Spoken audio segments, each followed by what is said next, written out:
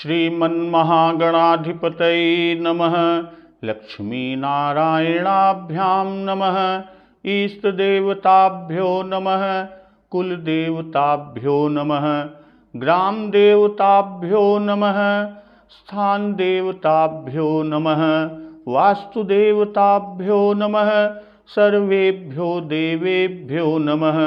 सर्वेभ्यो ब्राह्मणेभ्यो नमः। ओम सिद्धिबुद्धिसहिताय श्रीमन्महागणाधिपतये नमः।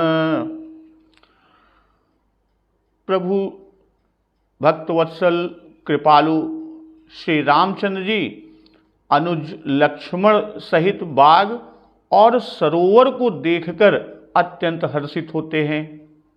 और यह बाग वास्तव में रमणीय है, पर रमणीय नहीं बल्कि परम रमणीय है।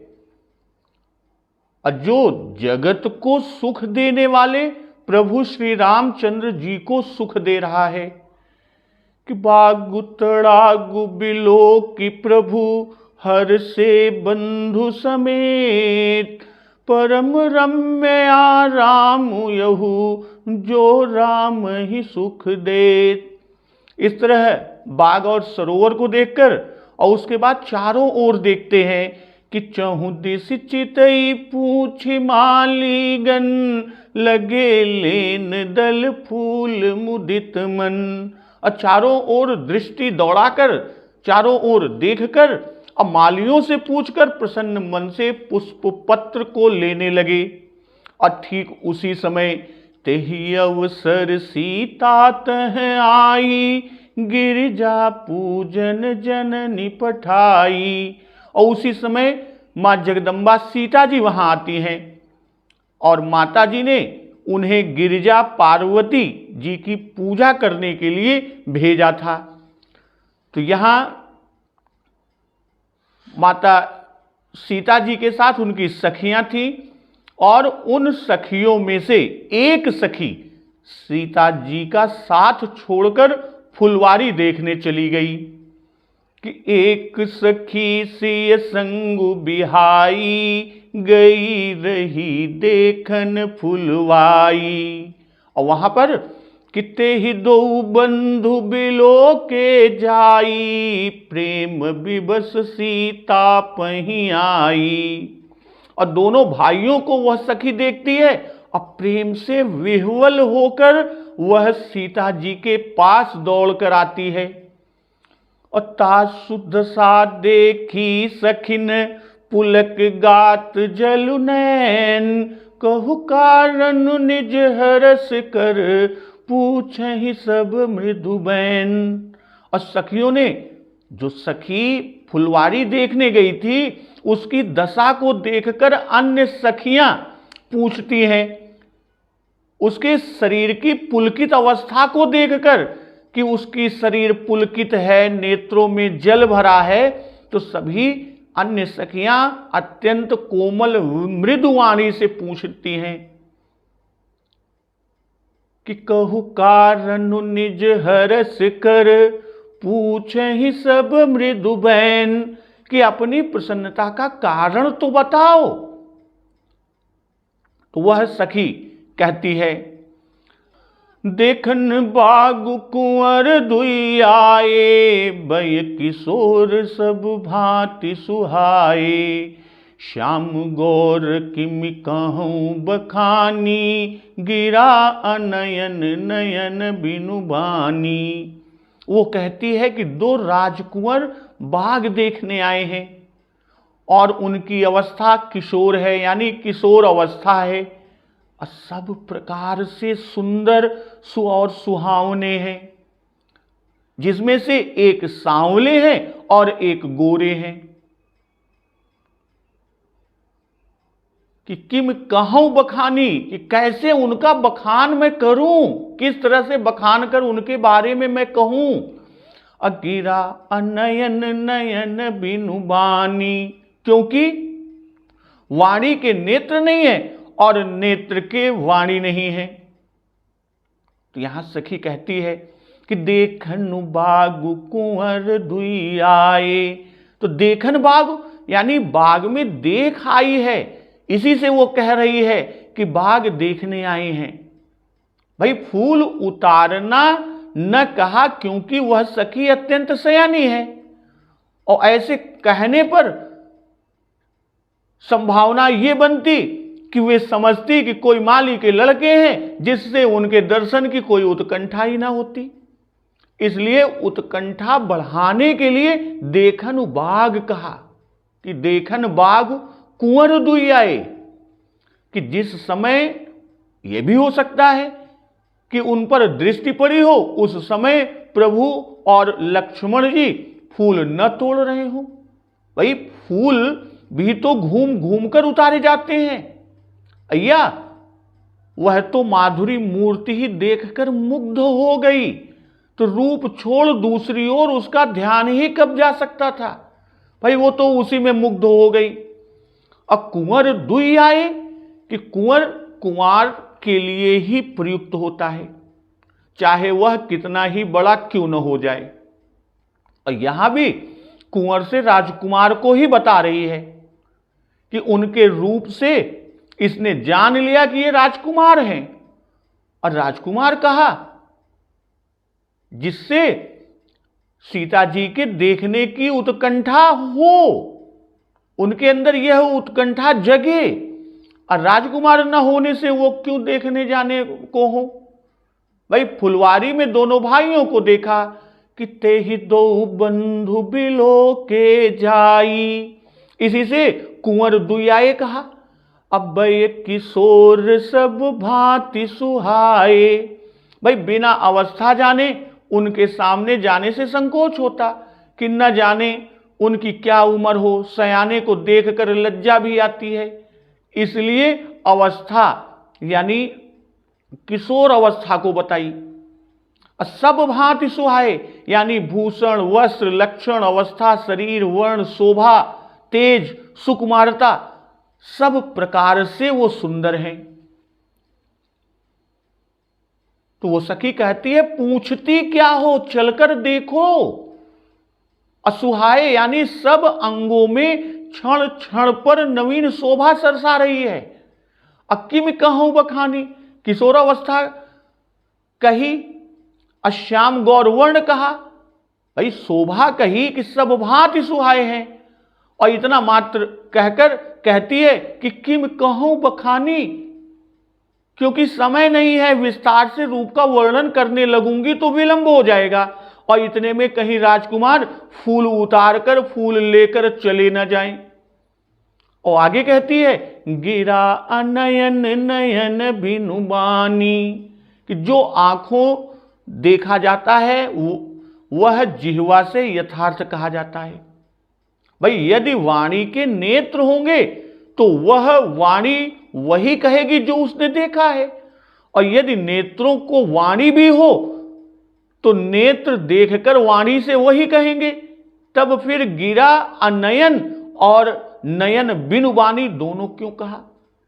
भाई जब वाणी के नेत्र होंगे तब वह और कुछ न कहेगी, जो नेत्र से देखा है वही कहेगी। भाई यह सखी की चतुराई है कि श्री जानकी जी की उत्कंठा बढ़ाने के लिए उसने इस युक्ति से शोभा को बताया। जैसा कि आगे बाबा जी ने उल्लेख किया कि सुनिहर सी सब सखी सयानी, सियहि अति उत्कंठा जानी, यानी वह उत्सुकता जगाने में सफल हुई। और नयन बिनुबानी कि नेत्रों ने देखा है पर वे कह नहीं सकते। भाई जिसकी वाणी में नेत्र हो और नेत्रों में वाणी अर्थात वाक्य शक्ति हो, वही यथार्थ कह सकता है। और प्रभु श्री राम जी रूप सौंदर्य आदि अपार और अकथनीय हैं। अक्की में कहूं बखानी अर्थात क्या कहूं, देखने ही योग्य है, वह देखते ही बने हैं। शोभा उनकी अकथनीय है, उसके बारे में कथन नहीं किया जा सकता। और भुसुंड जी ने भी शोभा के बारे में ऐसा ही कहा है कि प्रभु शोभा सुख जान ही नयना, कही जिम सकहित नहीं नहीं बयना। तो यहां आगे वो कहती है कि श्याम गौर किमि कहु बखानी, गिरा अनयन नयन बिनु बानी। कि अवस्था तक तो कहना बनता है, जैसा वो कह भी चुकी कि भय किशोर सब भांति सुहाए, पर श्याम गौर में मैं कैसे कह सकती हूं, क्योंकि गिरा के समान अदृश्य रूप है और नयन का निःशब्द रूप है। तो गिरा भी अनयन हो रही है, अर्थात अदृश्य दशा में प्राप्त है, एवं नयन निःशब्द भाव में प्राप्त है।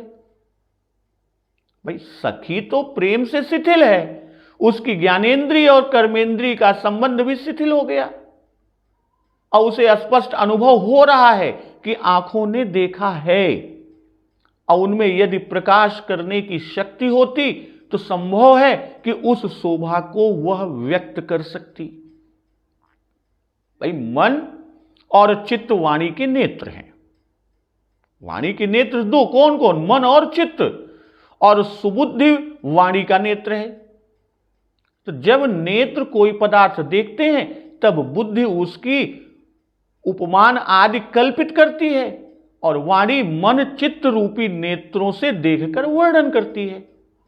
पर मेरी बुद्धि तो राजकुमारों को देखते ही भोरी हो गई, इससे नेत्र बिना वाणी के हो गई और मोहिनी डालकर मेरे मन को हर लिया और चितवन के कटाक्ष से चित्त को चुरा लिया। तो इससे वाणी बिना नेत्र की हो गई, इसलिए उन श्याम गौर की शोभा मैं कैसे कहूं, वो सखी बता रही है। तो सखी जब बताती है तो उसके पहले कोशिश में कुंवर दुई निकला। तो दुई का संकेत कितना उत्तम है कि यहां देखन बाग कुंवर दुई आए, इतना तो कह सकी, पर जब सौंदर्य के वर्णन का प्रयास करने लगी तब मुग्धता भी बढ़ी और नतीजा या उसका फल यह हुआ कि केवल वय किशोर ही निकला। उसके मुख से सिर्फ यही निकला, वय किशोर, और जबान बंद होते होते सब भांति सुहाए कहकर रह गई। और फिर कोशिश करती है, तीसरी बार कोशिश किया सखी ने तो श्याम गौर निकला। भाई बार बार कोशिश की और निष्फलता के कारण सखी भी सोचने लगी आखिर क्यों वर्णन नहीं हो पाता। तो मुग्धता वाले प्रेम ने कितनी सरल किंतु कितनी सरस युक्ति से उत्तर दिया। सराहते ही वो बनता है कि गिरा अनयन नयन बिनु बानी।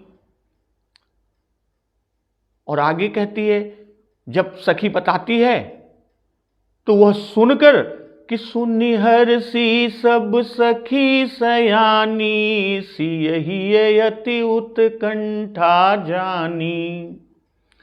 कैक कहई नृप सुत तेई आली, सुने जे मुनि संग आए काली। और यह सब सुनकर और सीता जी के हृदय में अत्यंत उत्कंठा यानी अतिशय प्रबल इच्छा व लालसा को जानकर सब सयानी सखियां हर्षित होती हैं, आनंदित होती हैं।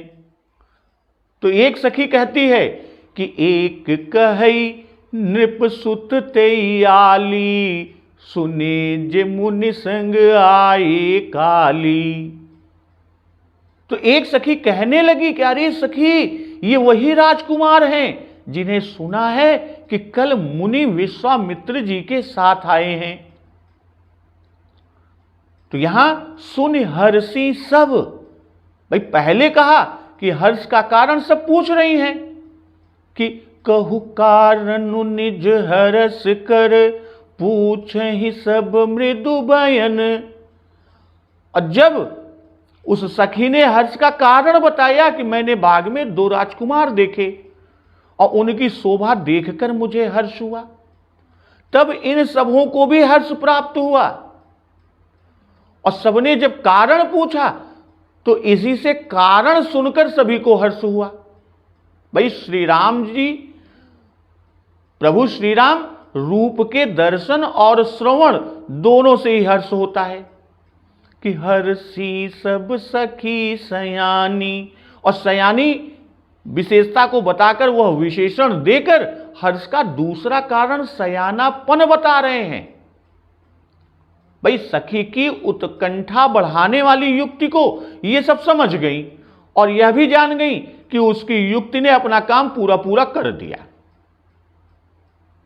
कि उसकी युक्ति से, सखी की युक्ति से श्री सीता जी के हृदय में अत्यंत उत्कंठा पैदा हो गई।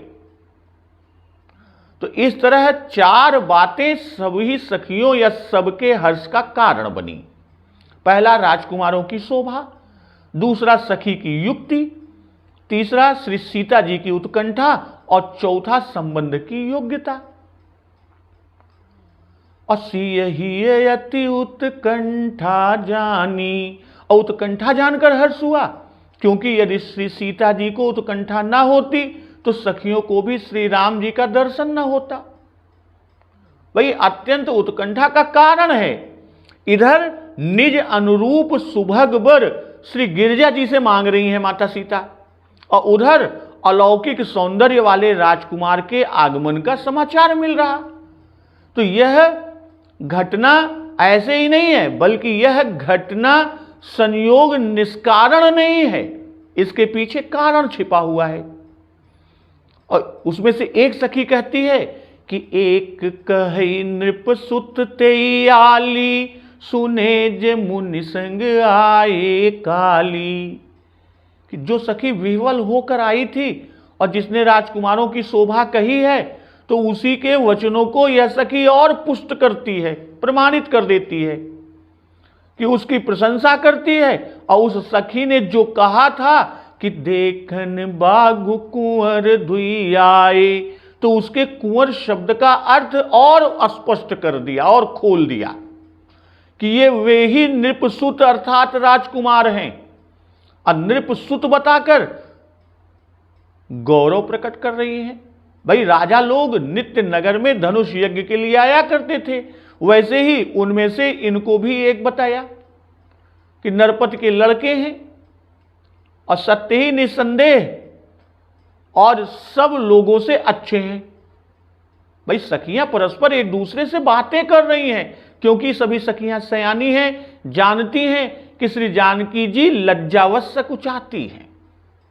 और कोमलता तो विचारी कि कहना तो श्री सीता जी से है, किंतु उनके लज्जा की मर्यादा को बनाए रखते हुए एक सखी दूसरी सखी ही को संबोधित करती है, और राजकुमारी जी से कहने से उनको संकोच होगा। तो सियहि अति उत्कंठा जानी, कि उनकी उत्कंठा देख राजकुमारों की शोभा को कहकर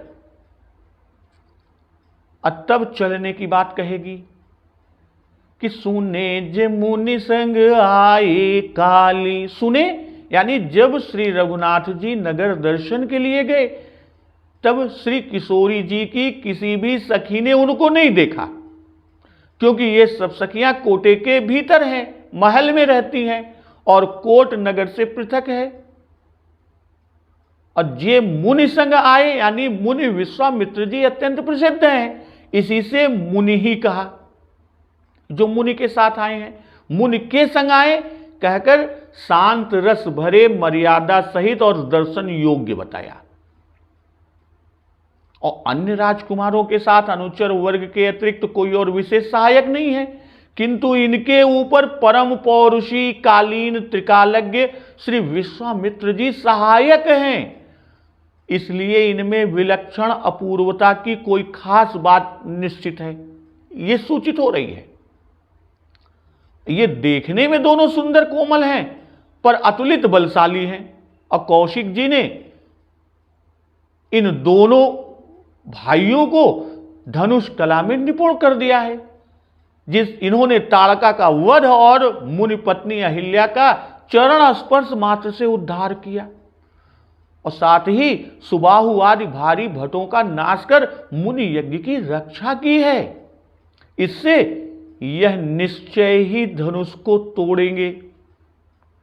और आए काली भाई मुनि के आगमन का समय निश्चित हो गया कि आज के पहले दिन यानी पूर्व दिन सवेरे कुछ दिन चढ़े अमराई में आकर ठहरे।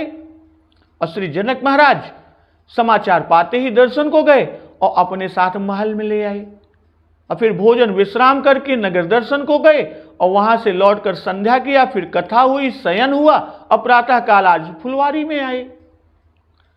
तो जिन्ह निज रूप मोहनी डारी, कीन्हे सो बस नगर नर नारी।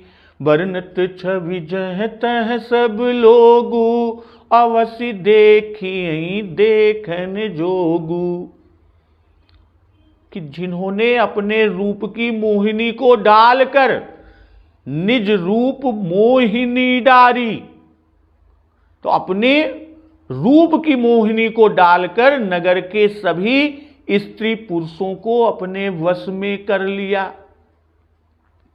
कीन्हे सो बस नगर नर नारी, बरनत छवि जह तह सब लोगु, अवश्य देखी है देखन जोगु। और जहां तहां सभी लोग उनकी छवि का वर्णन करते हैं, तो अवश्य देखना चाहिए और वे देखने योग्य हैं।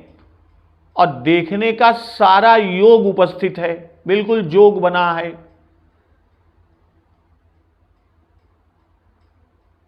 भाई मोहन और वशीकरण के मंत्र होते हैं जिनका प्रयोग करने से लोग मोहित और वश में हो जाते हैं। भाई तांत्रिक प्रयोग 6 प्रकार के कहे गए हैं और उनमें से मोहन भी एक है। उनमें से मोहन भी एक है। जैसे उल्लेख है कि मारण मोहन वशकरण, उच्चाटन अस्तंभ, आकर्षण सब भांति के, पढ़ई सदा करिदम। और यहां रूप ही मोहन मंत्र है और रूप का दर्शन कराना व दर्शन देना मोहन मंत्र का प्रयोग करना है। और कीन्हे सोबस नगर नर नारी, यही मानव वशीकरण का प्रयोग है। कहने का भाव कि भाई मंत्र से मोहिनी डाली जाती है और प्रभु अपने रूप से मोहिनी डालते हैं कि इनका रूप देखकर सब लोग मोहित हो गए हैं। अब पूर्व में जाकर सबको दर्शन दिया, यही मोहिनी डालना है। प्रभु श्री राम ने मोहन और वशीकरण का प्रयोग नहीं किया, पर इनका रूप ही ऐसा है कि देखते ही लोग मोहित हो जाते हैं। तो जिस मोहिनी रूप को प्रभु ने डालकर अर्थात फेंक दिया, उसी ने सबको सोबस कर लिया। और जिसको प्रसन्नता पूर्वक अपने अंग में रखे हैं, उसका तो अंत ही क्या, वह तो न जाने अभी क्या गजब ढाएगा। और कीन्हे सोबस नगर नर नारी, भाई नगर नर नारी का वश करना कहकर कि ये ही कल नगर देखने गए थे और इसी से सारे नगर के स्त्री पुरुष इन्हें देखकर मोहित हो गए। गए तो देखने थे। भाई प्रभु श्री राम और अनुज लक्ष्मण नगर देखने गए थे, किंतु सारा नगर इन्हीं को देखने लगा। भाव उसका यह है कि जैसी दशा आपके सखी की हुई है कि पुलक गात जल नयन, तो ठीक वैसी ही दशा सारे नगर के स्त्री पुरुषों की हो गई है। कुछ एक इसी की नहीं हुई है, पूरा नगर ही इसी तरह वश में है। तो बरनत छवि जह तह सब लोगु, अवश्य देखे हैं देखन जोगु। कि सब छवि देखकर ऐसे वशीभूत हो गए हैं कि शील स्वभाव आदि गुणों को छोड़कर केवल छवि ही का दर्शन कर रहे हैं और कुछ बखान करने का अवसर ही नहीं मिलता। भाई छवि अपार है, कोई कितना ही कहता है किंतु पार नहीं पाता। तो बरनत छवि जह तह के भाव कि जह तह अर्थात जहां और जिधर देखिए वहां और उधर ही छवि का ही वर्णन हो रहा है। कहने का आशय है कि मोहन और वशीकरण तो अभिचार क्रियाएं हैं और ये तो शुद्ध स्वभाव है। प्रभु का स्वाभाविक ही रूप ऐसा अत्यंत सुंदर है कि पूर्व में जहां देखिए छवि का ही वर्णन हो रहा है, और जहां कोई छवि का वर्णन करता है वहीं सब एकत्र हो जाते हैं। और जिन्होंने देखा नहीं अथवा जो मुग्ध होकर मूक हो गए वे सुनते हैं कि बरनत छवि जह उधर सब लोगू। तो ऐसा अन्वय करने से इसका अगर अर्थ हम करें अलग अलग कि बरनत छवि जह और सब लोगू तह, कि छवि जह तह जहां तहां की छवि, अर्थात इनके सर्वांग सुठौर, जिसकी दृष्टि जिस अंग पर पड़ी वह उसी को देखता रह गया। इसलिए कोई सर्वांग की छवि नहीं कह सकता। जहां तहां की ही, अर्थात कोई मुख की तो कोई नेत्र की, कोई भ्रू की, कोई नासिका की, कोई कंठ आदि, इस तरह अलग अलग जिस अंग पर पड़ता है वही छवि कहता है। अब बरनत का अगर परच्छेद बर नत दो खंडों में करते हैं, बर अलग नत करके अगर इसके भाव को देखें तो जहां तहां जो बर यानी श्रेष्ठ छवि वाले सारे लोग रहे, अर्थात कामदेव और चंद्रमा आदि, वे सब भी इनके आगे नम्र हो गए, नत गए। नत माने नम्र, झुक गए। तो बरनत छवि जह तह सब लोगू, तो सब लोगू यानी नगर के सभी निवासी, स्त्री और पुरुष, जिनको पहले कहा आई कि कीन्हे सो बस नगर नर नारी, ये सभी रूप रस माधुरी में इतने पगे हुए हैं, सने हैं, ऐसे छके हुए हैं कि सब कहते ही हैं। किसी को यह होश नहीं कि वह किससे कह रहा है, कोई सुनता भी है या कोई नहीं सुन रहा। जैसे नशे में अपनी ही सूझती है, ठीक वही स्थिति नगर के सारे नर नारियों की है। तो देखने की योग्यता यानी दर्शन करने योग्य है, यह बात वो बतलाती है। भाई एक तो छवि की प्रशंसा सर्वत्र हो रही है, और दूसरे वे विश्वामित्र मुनि ऐसे भारी महात्मा के साथ आए हैं, और तीसरे वे हमारे बाग में हैं और दोनों अकेले ही आए हैं। तो उनके साथ और कोई है भी नहीं, और न हमारे ही साथ कोई ऐसा है जिसका संकोच हो। और चौथा कारण कह रही है कि स्त्री पुरुष बाल वृद्ध सभी ने उनको देखा और सभी उनका वर्णन करते हैं, और दैव योग से वे यहां आ ही गए और एकांत है, तो हमें उनके दर्शन के लिए बाहर कहीं नहीं जाना है। तो अवश्य देखी हैं देखन जोगू, तो देखने योग्य है, और देखने का सब लोग अकस्मात या यहां पर आ उपस्थित हुआ है सारा योग। तो यही समय है, अवश्य देखना चाहिए चलकर हमको, हम लोग भी चल के वहां देख लें। तो तासु बचन अतिशय ही सोहाने, दरस लागी लोचन अकुलाने, चली अग्र करी प्रिय सखी सोई, प्रीति पुरातन लखई न कोई। अब सखी के वचन श्री जानकी जी को अत्यंत प्रिय लगे। अतिशय ही सुहाने, अदरस लागी लोचन अकुलाने, और दर्शन के लिए अब नेत्र व्याकुल हुए।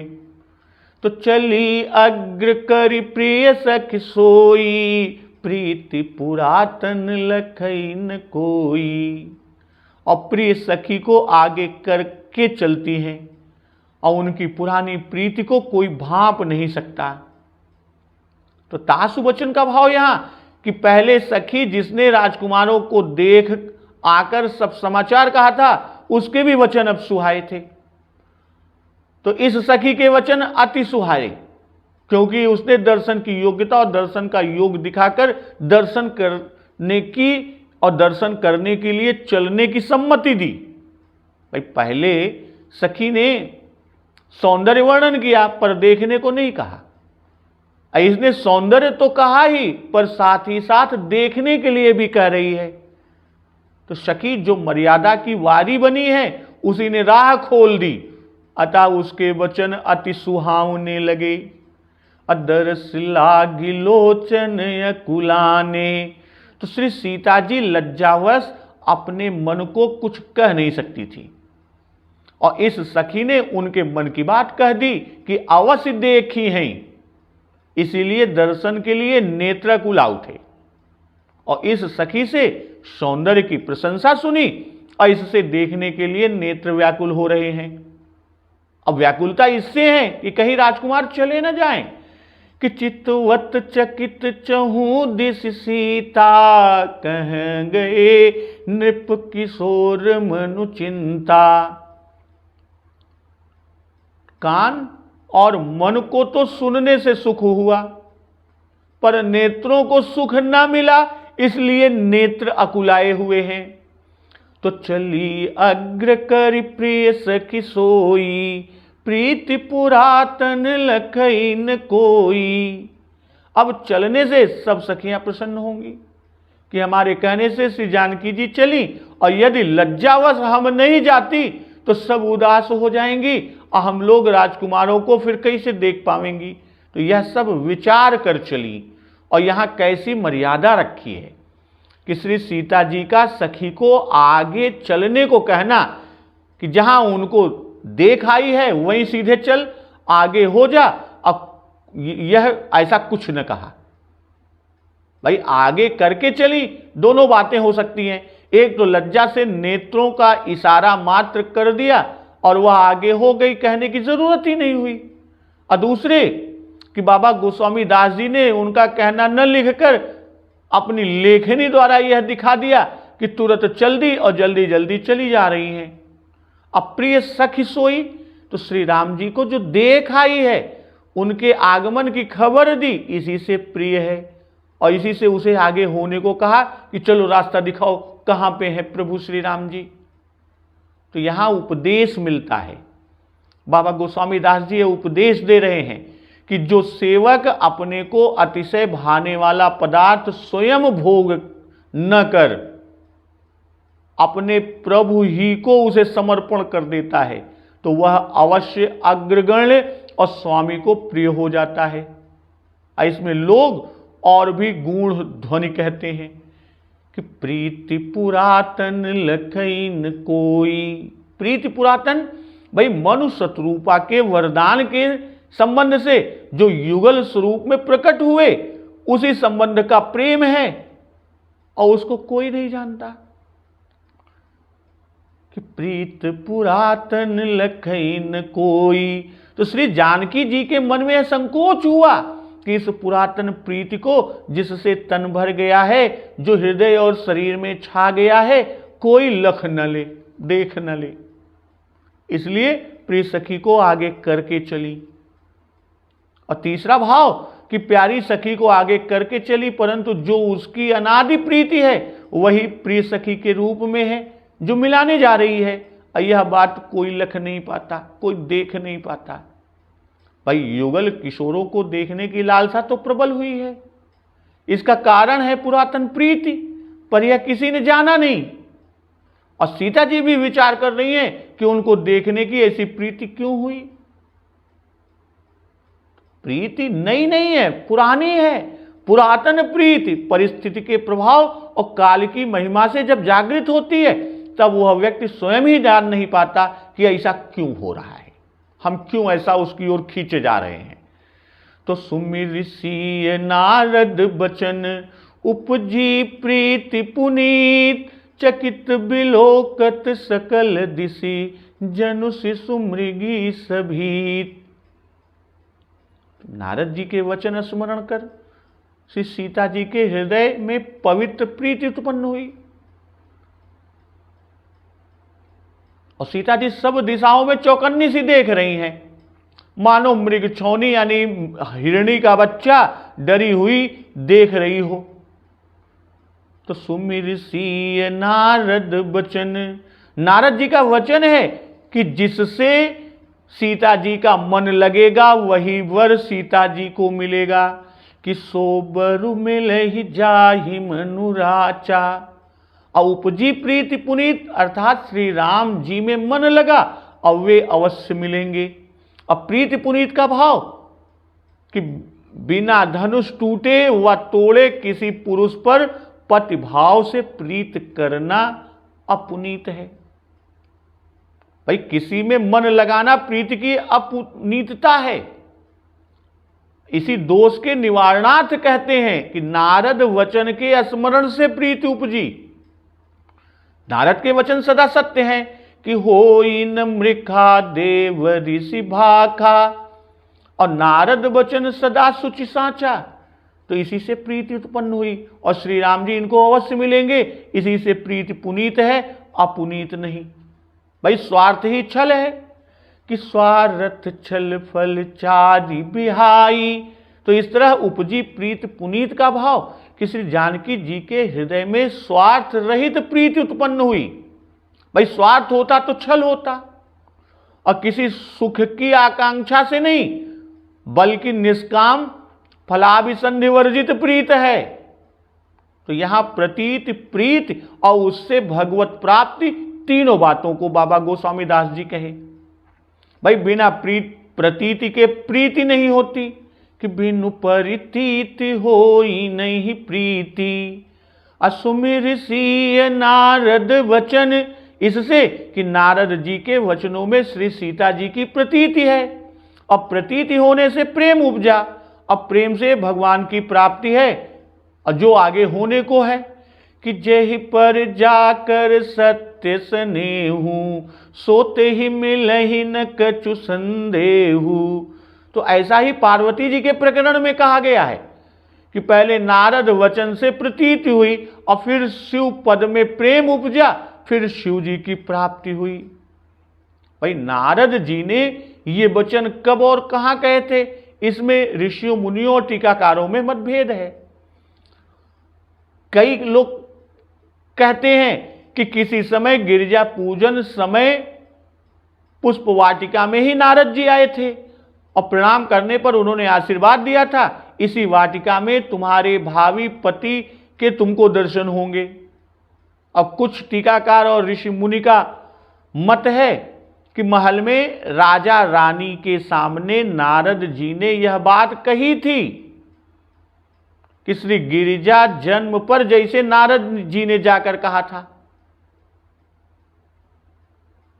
वैसे ही श्री सीता जी के प्रादुर्भाव पर नारद जी आए थे। तो जो नारद जी के वचन थे उन्हीं के अनुकूल श्री जानकी जी की दशा हो गई। इसको सखियों से छिपाने के लिए चकित बिलोकत सकल दिशि, अजनु शिशु मृगी सभी। तो चकित बिलोकत क्योंकि नेत्र दर्शन के लिए आतुर हो रहे हैं कि राजकिशोर जी किधर हैं, कहां हैं, कहीं चले तो नहीं गए। इसलिए कि यह प्रीति सखियों को विदित ना, उन्हें न जान पड़े।